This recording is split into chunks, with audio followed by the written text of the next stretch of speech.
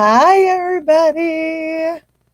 We are so excited to have Dr. Nathan Unruh today to talk about one of my favorite topics of conversation. Wait, it said we were live and now it says we're not. No, it says we're live. Okay. And this is what happens when you broadcast live. So I am super excited. I was trying to remember earlier today, like exactly how I met Nathan, and I think it was at the FCA National. But so he is the chief experience officer for one of chiropractic's like largest training programs, and like it's unreal. So I met him at an event, and he's telling me about this training product that he has, and people tell me about the stuff that they do to help chiropractic like all the time, and I'm like, that sounds really cool, just send it to me. Then he sent it to me, and I became like this like mega stalker. I'm like, oh my gosh, this is like the coolest thing I've ever seen in my life. You have to show me more about this. And so that's how we met. It is that he like bridged my love of education and technology into like the most incredible training platform known to man. And I still play with it like all the time. And I'll demo it for people. I'm like, hey, y'all want to see how to like do new patient phone calls? Watch this. And it's just absolutely incredible. So I'm super stoked to have you here today. So thank you so Awesome. much. I'm glad to be here. Thank you. I remember when we first met. Do you? Yeah, I do. And you're right. It was in Florida. So yeah, it's been fun getting to know you and the whole ChiroHealthUSA crew. And I'm excited to be in this conversation today. Me too. I'm so excited. So here's how I want to, just kick it off is that I think that, a lot of times when people will say, how did you get started doing what you do? And I've been a practicing chiropractor for 20 years now. And I live in Sioux Falls, South Dakota. And my brother's a chiropractor. My father's been a chiropractor for 45 plus years. My uncle's a chiropractor. So chiropractic is who I am. And I love the profession. And it's been during this time of this crisis that I think I've become even more in love with chiropractic. I would agree with that. I think I feel the same way about it. There really is no profession in this country or even in the world that I think that is quite like chiropractic, which makes me incredibly grateful to be a part of it. Yeah, and I don't know about you, but with the doctors I'm talking to right now, there's such a great optimism right now. I mean, 6 weeks ago, there's a lot of fear, there's a lot of anxiety, there's a lot of what's going to happen. But now I feel people going, hey, I'm excited about getting back to work. I'm excited about doing how to improve my business. I agree.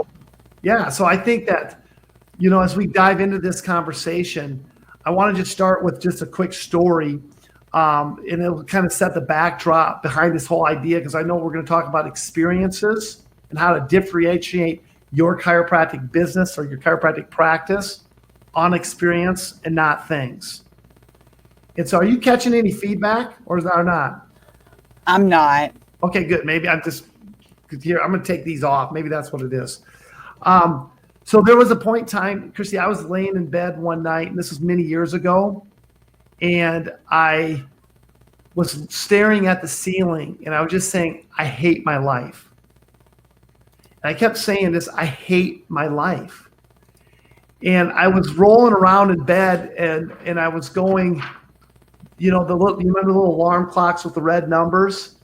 And those numbers would go from 12:30, 12:45, 1:45. I'm tossing and turning, trying not to wake my wife. And I just kept saying, I hate my life. And finally, it was about 2:30, and I rolled over in bed, and I sat up on the edge of the bed, and I put my head in my hands, and I said, dude, you can't keep living this way. And so I got up out of bed, and I went into the bathroom, and I flipped the light on.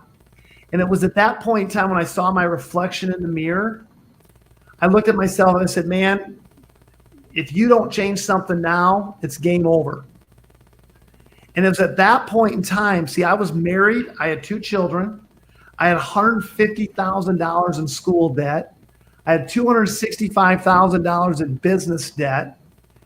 and I had a mortgage to pay, and I was getting really nowhere. So I found myself really angry. I found myself really bitter. I found myself extremely confused. And so it was at that point in time, I was like, okay, you got to change. Because I was angry at myself, Christy. I wasn't angry at myself. I was angry at everybody else but myself. I was confused because I was a doctor, and I was like, I should be successful. And I was kind of bitter. If you listen to my language, it was like really no accountability. I was a bit of a victim. And so I was really at that point in time, I just found myself really stumbling through those days. I kind of was being really had my own little pity party. And it was a tough road. And I'll never forget when my banker called me and said, Dr. Unruh, you don't have enough money to make the bank loan, and you don't have enough money for payroll. And so I was like, that was why I was laying in bed that night going, I hate my life. But it was at that point in time that I realized with my increasing debt load that was threatening my future, a constant need for new patients, more money. I needed a business that had systems. I found myself not that person I wanted to be. Neither as a doctor. All my relationships were kind of crumbling around me. So I made that decision at that point in time. And I found myself in a crisis then. And so when we go through this COVID thing, I kind of said, it kind of took me back there a little bit, right? And in just flipping my mindset. And really, it was at that point I said, Nathan, you're going to read every book that you can on business. You're going to get around people who are a lot smarter than you are, that have been there, done that. You're going to be humble, because I've learned that without humility, I can't change anything.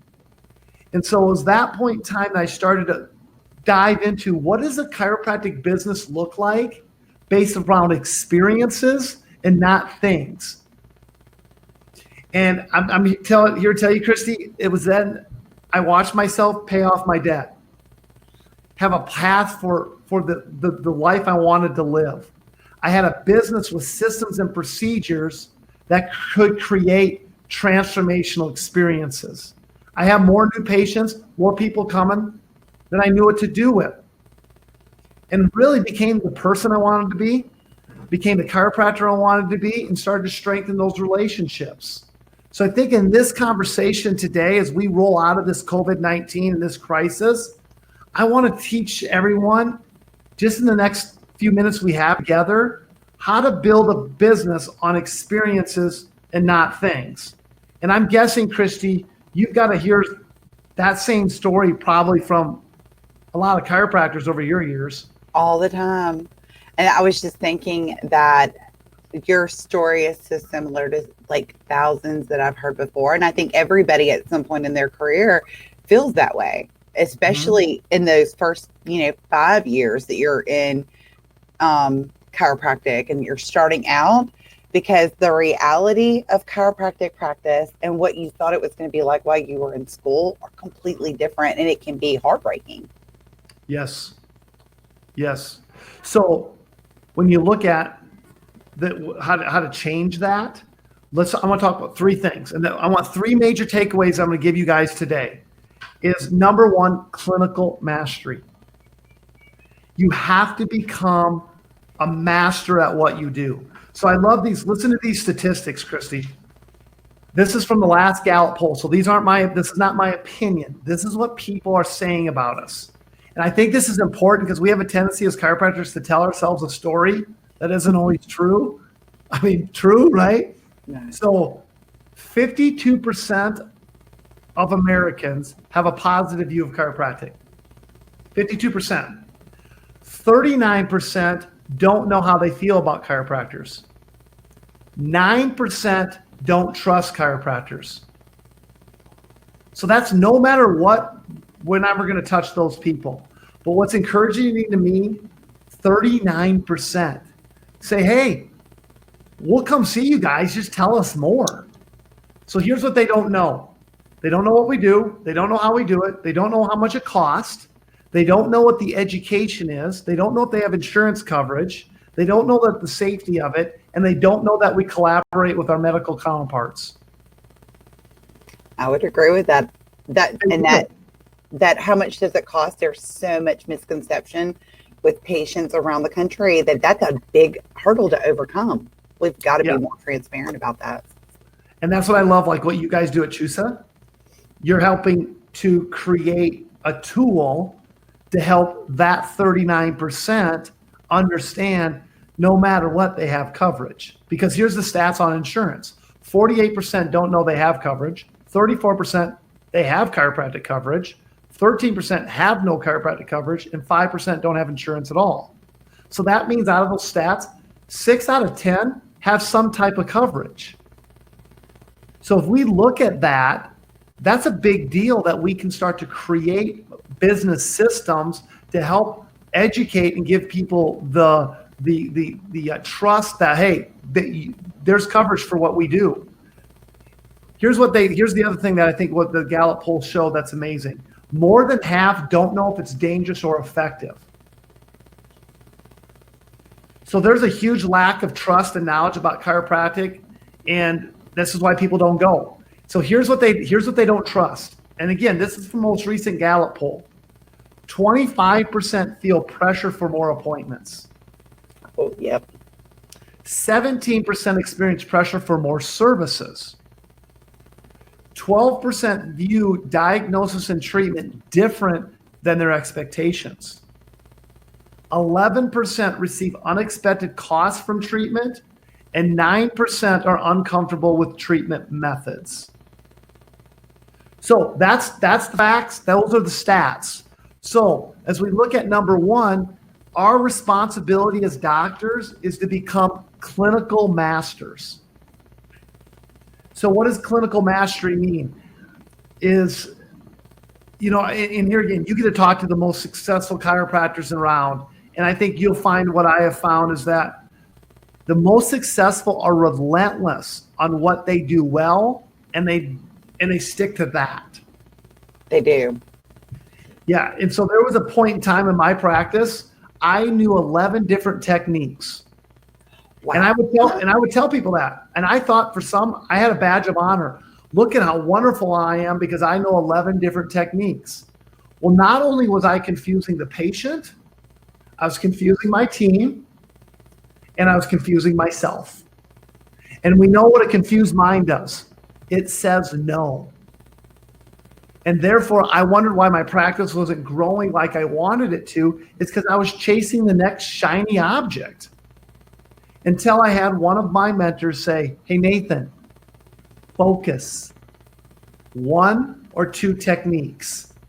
And when I started to do that, I used the word called subtraction. And subtraction was a word that I had as my one word for a year. And if you haven't read the book, The One Word That'll Change Your Life, John Gordon wrote it. And I use one word every year, and I look through that lens at everything that I do. And this year, it happened to be subtraction, that I made all these changes. This was a number of years ago. And subtraction is this: the discipline of removing anything excessive, ugly, hazardous, or not useful, or having the discipline from removing or from adding it in the first place. So when I looked at that through being a better doctor and better clinically, I started to remove stuff. I got really good at 1 or 2 techniques. I got really good at understanding what my financial policies were, right? And so I started to remove all of those things that were getting in the way of delivering on a great clinical experience. The other thing that I did there is I learned to be a better communicator.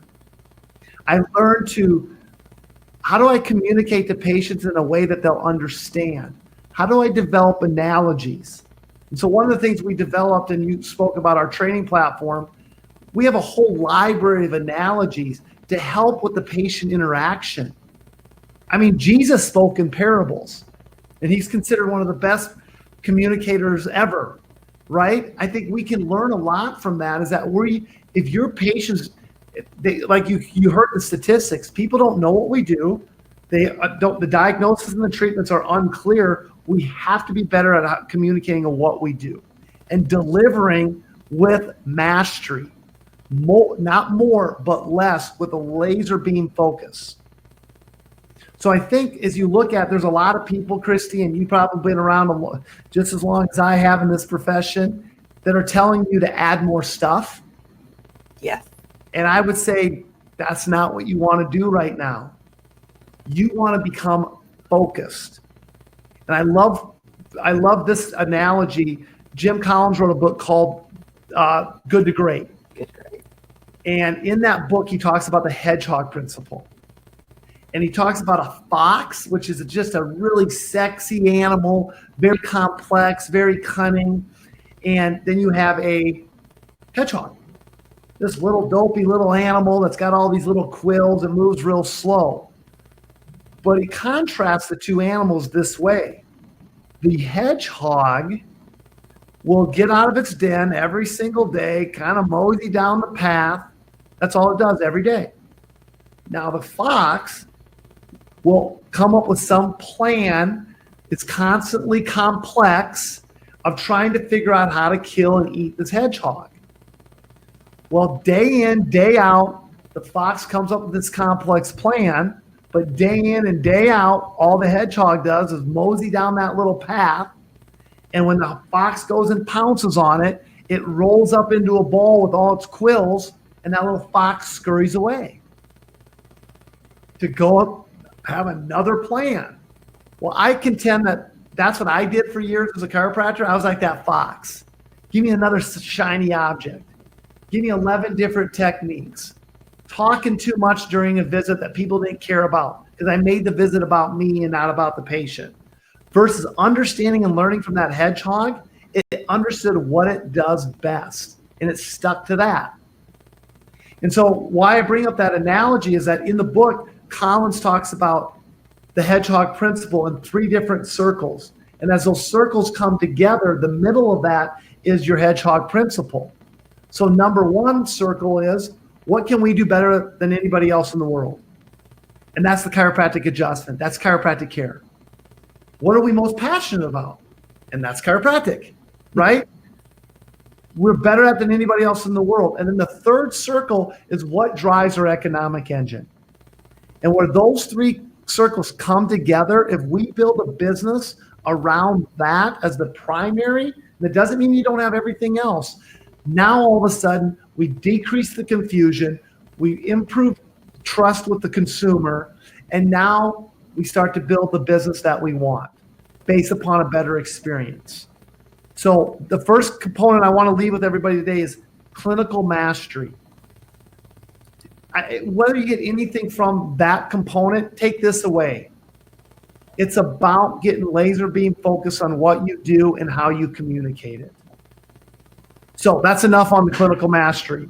You got anything to add on that, Christy?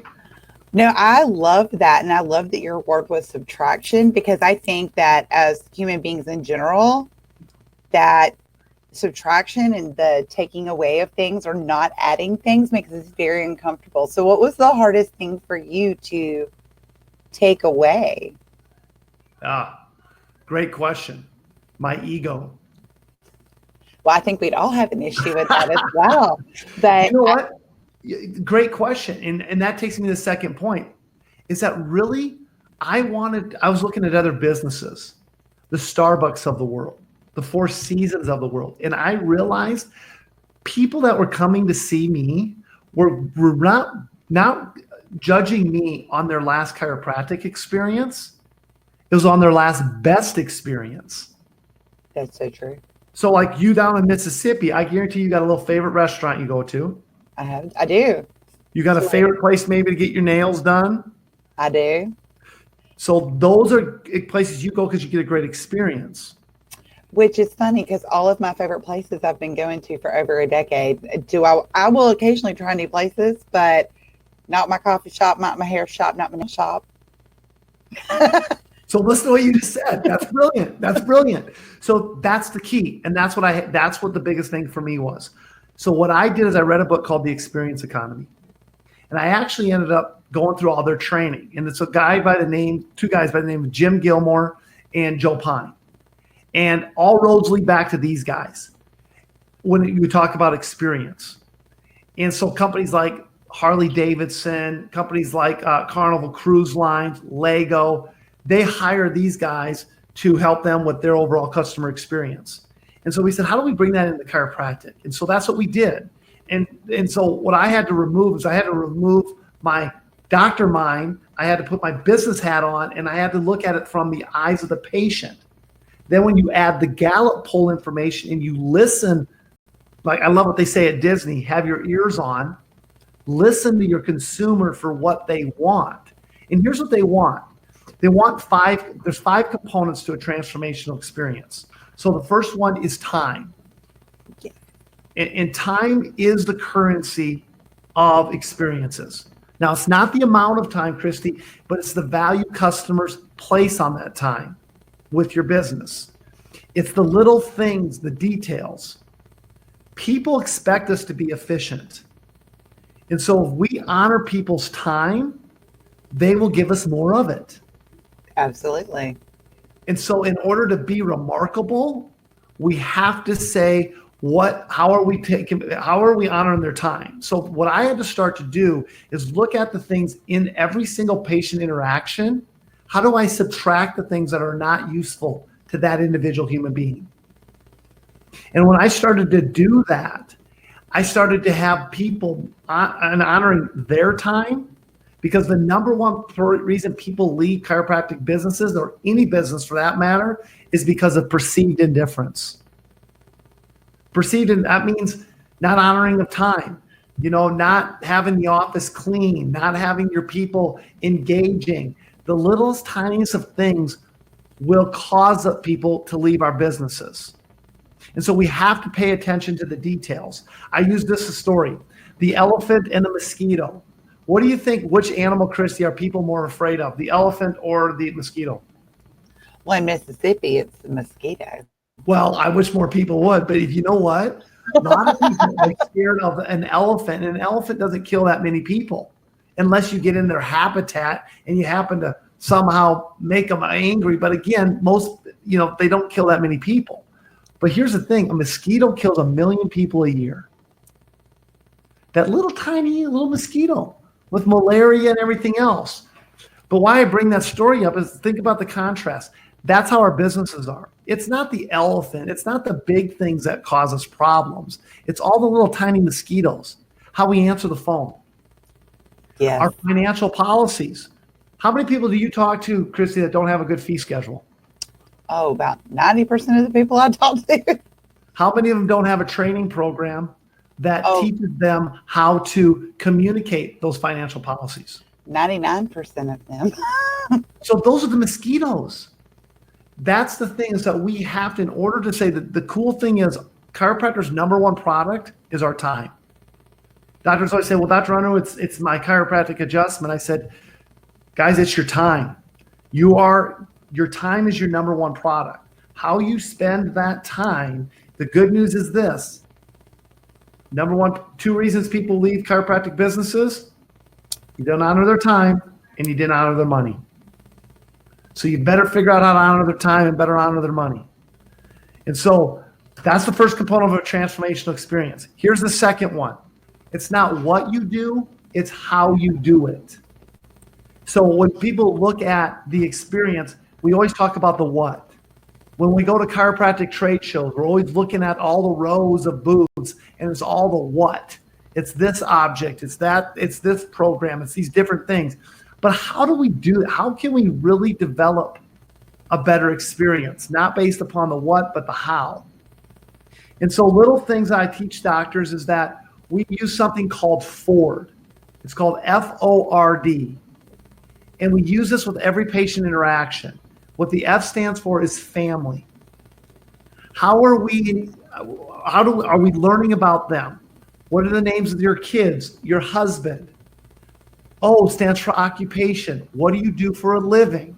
It's important that we know that. Most of the time, it's pretty easy to get those two.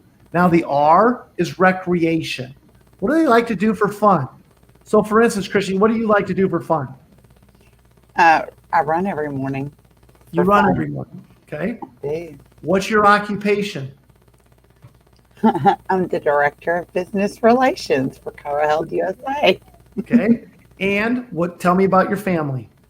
I have a 13-year-old son. I have two adorable foster children and an awesome husband. Okay. And what's your dreams? What do you dream about? I dream about spending some time on an island somewhere lately. I bet you've been busy.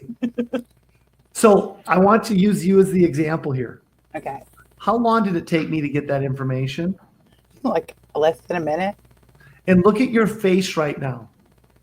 Look at, you're talking about something you love to talk about because we all love talking about Ourselves. ourselves, Yeah. the things that are most important to us. So if you look at that right there, if I come into a patient interaction now and I talk about your husband, your two foster children, if I talk about those children that you love, checking on them, just as a simple, hey, how's your husband doing? How those two little ones, what are they doing this summer when all the pools are going to be closed here in Mississippi? Oh, see, and then all they're going to do is get so excited and they're going to leave with warm, fuzzy feelings. Absolutely. How's your work going over there as the director of business relations? I bet you got your hands full with a bunch of crazy chiropractors. And then you know what? Talking about your dream, someday you're going to get to that island. So if it was an island, what island would that be, Christy? And again, I'm just having some fun with you right now. But what I'm trying to press into is sometimes we make the communication about us. Sometimes we just make it about the what, the neck pain, the back pain. But here's the reality. I'll bet you if you need to get an adjustment because you got a headache, is it because it's Friday afternoon and you want to go spend some time with those little ones on the weekend and you don't want that headache? It has nothing to do with the headache. It has everything to do with you being able to live life how you want to live your life. I agree with that 100%. Yeah. So It also that's what you shows train on. Go ahead. I'm sorry. it also shows your patients that you're invested in them on a personal level. Totally. And I will say that that is the common denominator of my favorite places that I visit for the last decade and why I would never go anywhere else. Exactly. Exactly. So what I want you to hear from Christy, because she's the brilliant example, watch her face and her physiology, how it changed when we went through that information. Number two, what did you hear? She's got her favorite places she's gone for years because they're honoring her time, and it's not what they do, but how they do it. So that takes me to the number three. That's only and exactly. We have to provide care that's only and exactly to that unique individual. Too many of us are creating experiences that are for everybody. But you know what? The way we communicate only and exactly to Christy is different than Bill. Only and exactly, for instance, and I love this, and write this down as you're listening, having a closing phrase to get permission to be done with the patient in that interaction, such as, Christy, is there anything else I can check for you today? And she says, no, she's given me permission to leave that interaction. Now, that's only one example. We give hundreds of examples of little things of only and exactly how you really get laser beam focused on developing a transformational patient experience. So I'm going to jump into the fourth piece of this transformational experience because this is one of my favorites, and it's surprise. So I talk to doctors all the time, and they'll tell me how wonderful the customer service is. And I say, you know what? The reality is this, doc, people expect to get great care in our office. They expect to have great experiences. What they don't expect is to be surprised. So let me ask you this, Christy. If you go get your nails done and before you leave getting your nails done, and it's been a week within your birthday and they give you a little cupcake with a candle in it and you didn't know it was coming, how would that make you feel? I think your face answered my question. I'd be so excited. Yeah. So that's a great example of surprise. So what for instance, I'll give you some examples that we give our team. I will allow my team, I give them a dollar amount that they can spend every single month to go surprise a patient. That cupcake example is one example. We have cupcakes that we're giving away in the offices every single day in my offices. But not just any old cupcake. This cupcake can melt in your mouth because it comes from Oh My Cupcakes, a little local establishment here. and it has a little candle in it that's lit. Yes, a lit candle because it's a detail. It's a mosquito that we were talking about before. You should see people's face light up. Another example would be the day that we had a patient come into our office and his back was killing him. And in South Dakota here where I live is that we have big snowstorms. And we were in one of those storms and the gentleman goes, I got to go home tonight and I got to shovel my driveway and I got to shovel my sidewalk. Well, our staff member had their ears on and they heard that. And during his lunch hour, he went to that gentleman's house and shoveled his sidewalk and shoveled his walk. So how do you think that guy felt after that? Still to this day, that gentleman comes into one of our offices and he will talk about that, and that's been years ago. So another example would be every single pay period in our company is we expect our team to write a handwritten note. Because business at Harvard Business still says today the number one most powerful marketing tool is a handwritten note. I agree. Don't you love your handwritten notes? I do, and I love to write them. And I get more phone calls, and I've even gotten thank you notes to my thank you notes that I hand wrote. And I've had different people tell me that I worked with over the years that it meant so much to them that they ordered stationery so that they could also begin sending handwritten notes because nobody does it anymore. And it was like, what did that couple of minutes, what was the impact of taking that time to do that for people? So I love that. So it's a simple thing. It is. And the thing is I think that the state of gratitude is one of the most powerful emotions we can have. And so if I got a handwritten, and if I'm writing it, it's doing something for me and the person on the other end. So I encourage you, it's simple and it's a great marketing tool. But it's amazing that, you know what, when I start to look and ask our team of who they've written notes to, it's always somebody different that I wouldn't probably written a note to. So it's important that we are improving the overall interaction, especially as we're coming out of this crisis. One thing we did is gone through it, up our handwritten notes, up our phone calls, up our text messages. People are in isolation now that they've ever, and they're craving interaction. Yeah. Surprise them with some things. Okay, so now the last component of the transformational experience, and that is all for one. Now, I know this, and this is what I love about the ChiroHealthUSA organization. It can't just be Christy Hudson that provides the experience. It can't just be Dr. Ray Foxworth. It's got to be Diane. It's got to be the whole team. Same thing with Dr. Unruh. It can't be just me. It's got to be my whole sidecar team. It's got to be all my other people within my chiropractic businesses. And I like to tell this story to help press into this point. There's a young boy and a dad that check into a hotel, and they're having dinner one evening in the hotel restaurant, and they're kind of sitting by themselves alone and in the corner, just trying to be just by themselves. And following the dinner, the father walks up to the manager of the restaurant and says, "Sir, this is a very important weekend for my son and I. You see, he has to start treatment for chemotherapy for cancer next week. And we wanted to have a weekend together. And part of this weekend, in preparation, he has to shave his head. And in support of him, I'm going to also shave my head. And I would really appreciate when we come down for breakfast tomorrow morning, just could you tell your staff to just business as usual? Don't make a big issue of it." And the restaurant manager said, "Absolutely, sir. No, absolutely. I'll let the team know."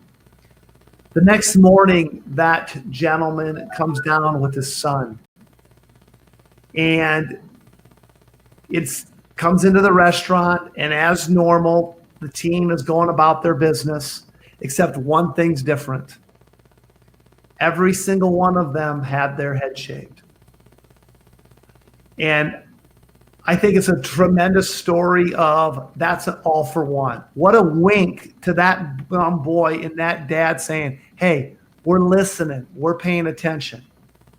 Now, I'm not suggesting everybody go shave their head, at their office. But what are those things? How tight is your vision as an organization? Does everybody know it? What's the mission to accomplish that vision? What are your values? What are your beliefs? And how are you showing those? It might be how you all dress. Everyone has a name tag. I don't know. It's got to be something all for one that shows the people that you serve how you are all together in on this and how you are being intentional about providing the best patient experience. Because I will contend, if you understand patient's time and honor it. Number 2, it's not what you do, but how you do it. Number 3, it's about only and exactly of how you speak and deliver that patient experience. Number 4, it's about surprising. And number 5, all for one. Those are the 5 components of a transformational experience. And if you couple those with the very first item of clinical mastery, you now are creating an environment to build a business on experiences and not things. And so now that takes us to the last component here. And this is one that I know is very near and dear to you, Christy, and I want you to press into this one. And that's financial accuracy. If you want to create a business based on experiences and not things, you have to get the finances right. This is why you know that I'm a huge proponent and user of the Chiropractic Health USA systems. But here's why this is so important. And this is how this plays out. If I give great clinical care, meaning they come in, they get a great clinical result, and they love the office. It was clean. Everybody understood the 5 components of a transformational experience. Everybody understands it and has documented systems and procedures around it. But then we screw up their bill. They go bye-bye. True story. So we have to get it right. And that's the last key component here of saying, if I'm going to differentiate myself on experiences and not things, you have to get tight on the financial accuracy. You know, Sidecar, our primary service that we provide doctors is a billing service. And as we look at our billing service, once I have the data, we make data-driven decisions. And I can tell you, Christy, based upon their data, what kind of business they're running, what kind of business model they're running, what's happening at the front desk by looking at their statements, verification of benefits, how they're communicating the financial responsibility to a patient. And unfortunately, there's such a gap here. And this is why the practices that don't pay attention to this, they have lower retention numbers, lower reactivations, lower new patients, and unfortunately, a lower bottom line.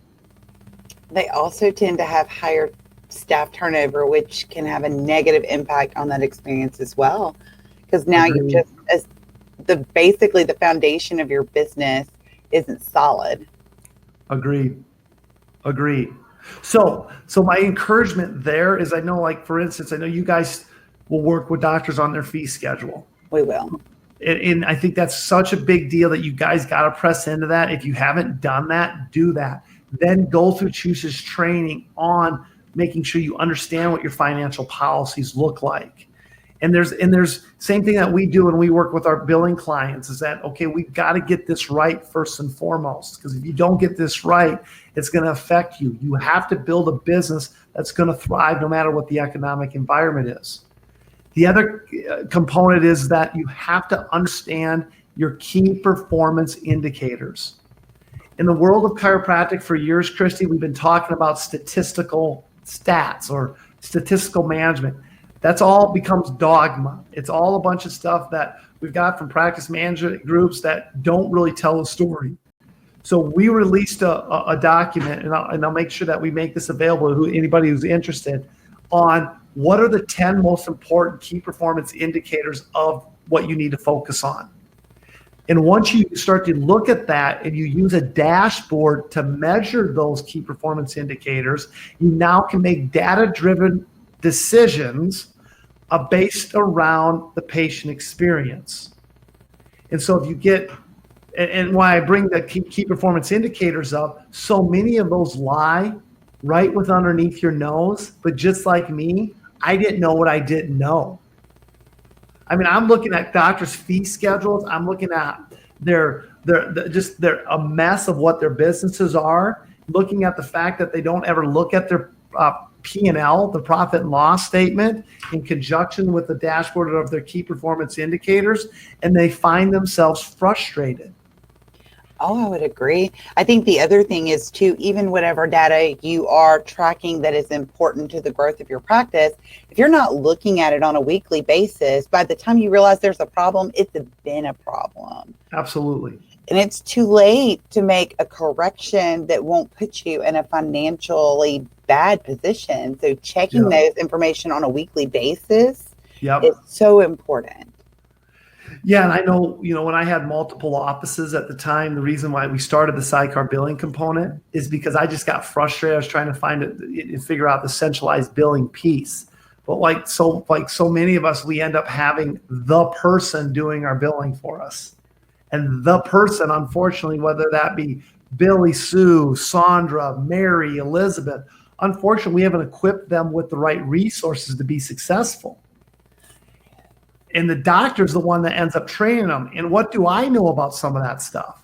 Well, and then your entire billing and financial portion of your practice is dependent on this single person. What happens if they're out sick? What happens if they have a baby? What happens if they just don't show up for work anymore? And you have to find somebody else and trust and hope that they know what they're doing. It's a scary thought. And we're usually paying them $14, $15, $16 an hour. And it is such a big deal that we have to make sure that we're paying attention to. So what you just said, we call that being held hostage. And so why not equip them to be in a position to succeed? So guys, when you're looking at this, your financial accuracy, your financial systems and procedures, you have to press into those. Take the time. Use companies like ChiroHealthUSA, Sidecar to help you make sure that you're putting those financial pieces together. So 3 things I covered today. Number 1, clinical mastery. We talked about the idea of subtraction. We talked the idea about becoming clinically masterful in how you communicate. Number 2, the 5 components of a transformational experience. I want to make sure I get everybody the opportunity that we have 100 experience touch points. You could use them immediately. Reach out to us at Sidecar. We're more than happy to send that to you. The 3rd component is this financial accuracy component. The billing systems and procedures are critical to your success. Once you get those 3 components right, like we like to talk about is the 3 wheels at Sidecar. Customer fulfillment, those are the transformational experiences. Clinical mastery, those are the results as you being a doctor and delivering that correctly and efficiently. And then thirdly, financial accuracy. You start to really fall in love with those 3 components. That's how you build a business on experiences and not things. And so, Chrissy, I'll end with this, is that, I started this conversation when I said, I hate my life. And I was really in that spot. And I found myself angry, and I found myself really confused, and I found myself bitter. Now, I could have stayed in that same spot.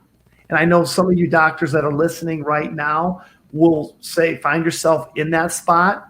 You're doing okay. You're coming out of this crisis, but you feel like there's something better that you can do within your business, within your life.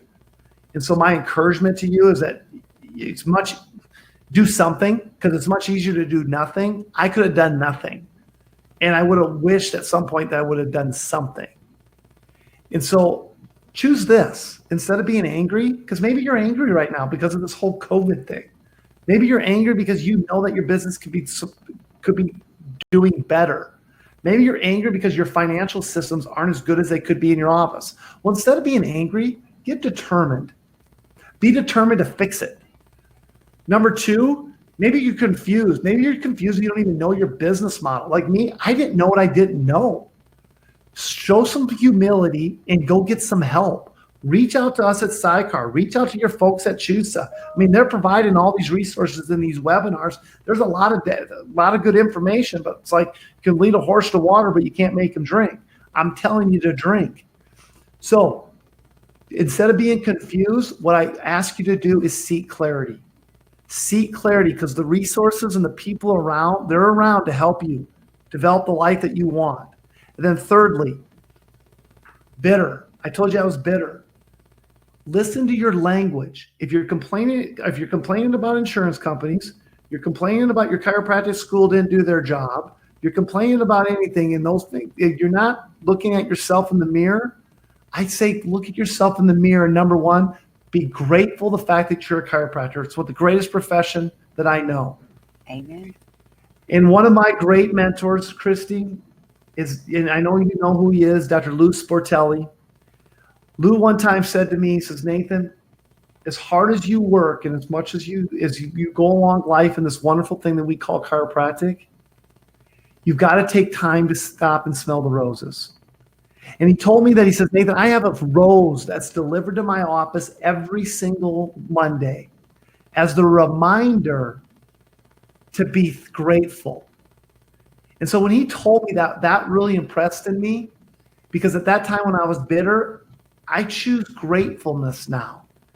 And I have that same rose, and I'll show it to you right now, delivered to my office every Monday, and it sits right here in front of me on my desk to remind me to be grateful. So I encourage you guys today, I want you to imagine a day. Imagine a day coming out of this crisis now,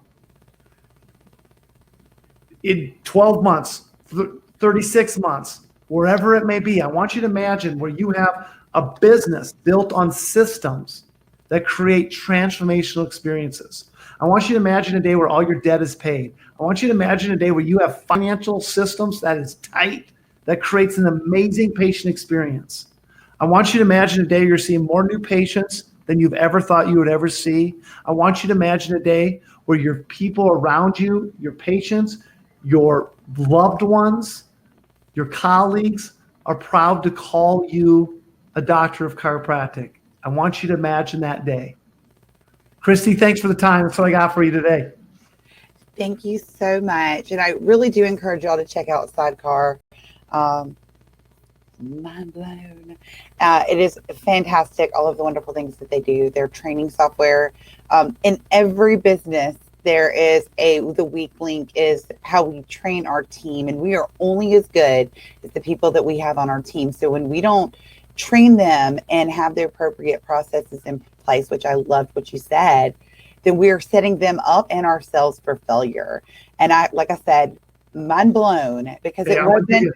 Can I give you one more thing? Because now you got my mind going. Yeah. Can I give you one more thing? Yes. So what Christy just said, whether you use Sidecar or not, remember because everything I just said is about training. Because Christy, brilliant. Thank you for reminding me to say it. 4 key components to a great development system. You got to have great content that's got proven results. You got to have repetition. So when she says mind blowing, that's what we want to do, is that this isn't just a mountaintop experience. This is, no matter if you're a Navy SEAL, a chiropractor, the greatest decorated Olympic athlete, if you don't train, you don't win, and you got to do it with repetition. Third thing, you got to be able to practice and role play. We've developed resources for you to practice and role play. And then the fourth component is accountability. If you don't have a training system with the ability to track, measure, and monitor it, it's a bad system. Bad. So those are the 4 key components. So I just wanted to add that in as you were talking about training. I mean, I can't even, that's probably the one thing. It doesn't matter what I'm teaching about, if it's compliance or ethics or technology, it doesn't matter. My one thing that I always say is all of these things are wonderful. If you don't have the right training tools in place and a way to measure their ability to retain that information and to follow up to make sure that those processes are still in place, it's going to fail. Absolutely. It's going to fail, because nothing is worse, and every doctor has experienced this, where there's this key thing that you have a process for in your office, and a year later you have this new person who has no idea what you're talking about, because another employee was charged with training them with no plan, no steps, no procedures, and decided that it really wasn't that important and it was a waste of time. So they just skipped it. Right. Yeah. And the cycle then repeats, right? It does. And it's over and over and over again. And then you're standing there wondering why was something working 2 years ago and it doesn't work anymore. It's because they're not doing it. Bottom line. And that's usually what happens. And that's with anything that you implement. Training is so important. Agreed. And so, and I think that's one of the things that I think a lot of chiropractors have learned during COVID-19.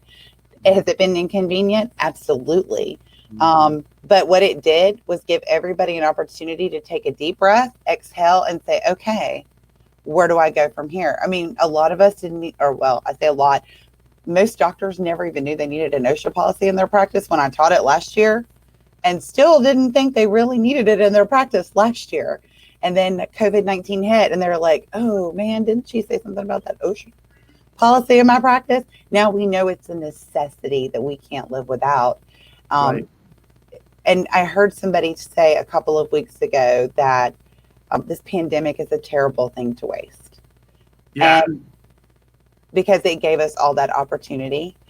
Sidecar has amazing webinars. Lots of people have webinars in chiropractic. I don't get to watch that many webinars except for the ones on my platform, but I do register and watch the ones on Sidecar on a regular basis. Because when I do have talks with Nathan, I'm like, oh, by the way, let me tell you about this webinar that I just saw that y'all did. It was fabulous. And I'm so glad that you did it. Awesome. Because there's so many things, and they cover so many different aspects of being a business owner and not just being a chiropractor. And don't forget that both of those jobs you have are very important. Brilliantly said. I agree. So that was like me just like throwing up all this stuff that you have in my head right now. It's just how I feel every time we talk. You're hired. I did not get paid to say that. No, y'all know I'm super particular about who gets to come on here and talk and what they get to say. I grill some of my presenters, and then I have the ones that I'm like, please make time for me and share your wisdom with the masses. So I'm fixing to tell you something incredibly funny, or not funny, but I told you in the beginning, I go for a run every morning. This is like my thing. It's my me time. Well, I couldn't sleep last night and I woke up at 3 a.m. So instead of going at 5, I went at 4 because I don't like to dilly dally. Yeah. And so I started working this morning at 6 instead of 7. And I'm looking at this. I have everything closed. And I looked up a minute ago and I realized I was writing you for 20 minutes. Like, Nathan, we have to get started. We went on air a whole hour early. I mean, there are people watching, but the majority of them are going to catch this in a recording. And I am so sorry. Oh, that's okay. I've never done that before in my life. And the only thing I was feeling guilty because I'm getting this messages from my team going, hey, hurry up. And I was on another presentation. So, hey, that's all right. It worked out. Well, I'm just telling you that we all make mistakes. And I started my day an hour early, and apparently I am going right on schedule with no thought. That might be your new thing. It might be your new thing. Maybe.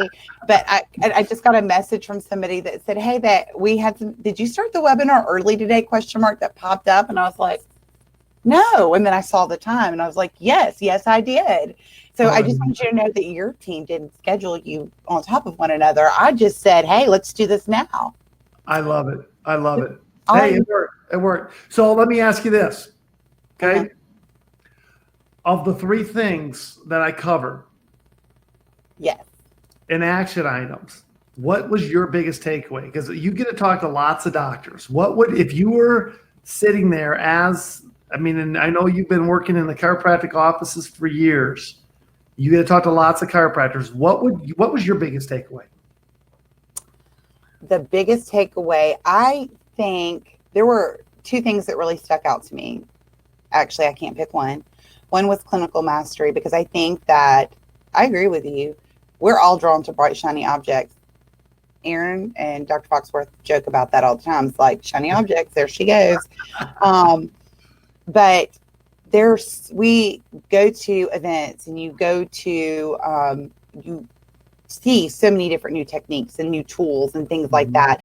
The bottom line is, when you think about the reason why you visit somewhere, it is not because they have the latest and greatest of the newest of anything, or techniques, or so narrowing it down in the subtraction factor, like that totally blew my mind. Like, we all need to think that way. I'm currently cleaning out my tiny house because there are 5 people that live here, and it is not big enough for us now that we've been quarantined for 9 weeks. Because it's stuff.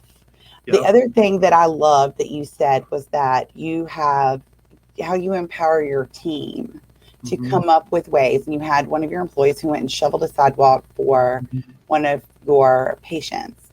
And so I don't do fast food. I rarely eat out, but in a pinch, I will go to Chick-fil-A because their service is consistent. And there is a book called Second Class Service. Now, I might not go there for 4 months, but if I pull in the drive-through, they run out and they're like, Miss Christy, how are you doing? You want your regular? So, because it's some weird off the menu thing that I create that they do for me every single time. And they make it a point to, they call it second class service, and it's part of what they learn in training. And they empower all of their team members to go above and beyond to enhance the experience of the customer, whether it's holding up an umbrella or cleaning their windshield, or somebody's baby's crying and they go over there and they play with the baby so that mom can eat a warm meal, which is huge. I'm a mom with 3 kids. I never get to eat warm food. So that, to me, I've never thought about that in the world of chiropractic. I've written articles about just expanding our mindset to improve the patient experience, but how you empower your team to do that, and then the ways that they do it creatively, just blows my mind. And those are the things that your patients will remember. That's what's going to show up on your 5-star reviews on Google. That's what's going to cause them to go on Facebook and say, this is the greatest chiropractor of all time. It's how you made them feel. So you know what? I'm going to, and here, this is some good data. Again, I believe in data. Data drives the decisions. And so what you just said there, so I love Chick-fil-A as myself. And there's a book called My Pleasure written about Chick-fil-A. And so they still, to this day, they're a fast food restaurant, but they still are able to execute on the highest level of service. So the thing that I love about them, though, is that they're intentional about it.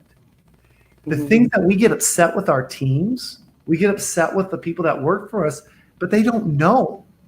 They don't. And doctor, I got to tell you right now, as you're listening to this, we can't expect our people to give a 4 seasons type of experience when our people have been living a red roof life in. You know what? Red roof, I mean, they don't know, they don't understand. We have to teach them.